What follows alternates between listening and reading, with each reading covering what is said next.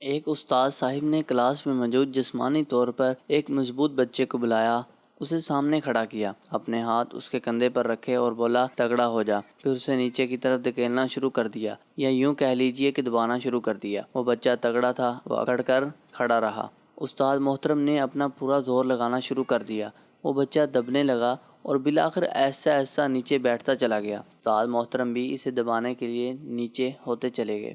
وہ لڑکا آخر میں تقریباً گر گیا اور اس سے تھوڑا کم استاد محترم بھی زمین پر تھے۔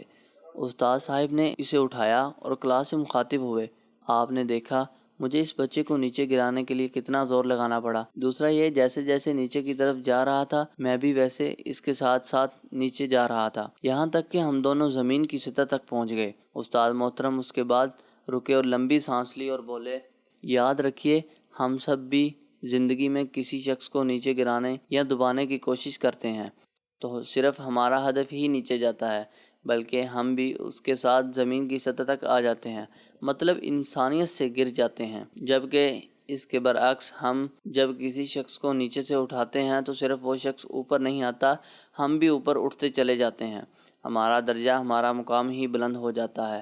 استاد صاحب اس کے بعد رکے اور بولے، باکمال انسان کبھی کسی کو نیچے نہیں گراتا، وہ ہمیشہ گرے ہوئے کو اٹھاتا ہے اور ان کے ساتھ ساتھ خود بھی اوپر اٹھتا چلا جاتا ہے اور وہ بلند ہوتا رہتا ہے۔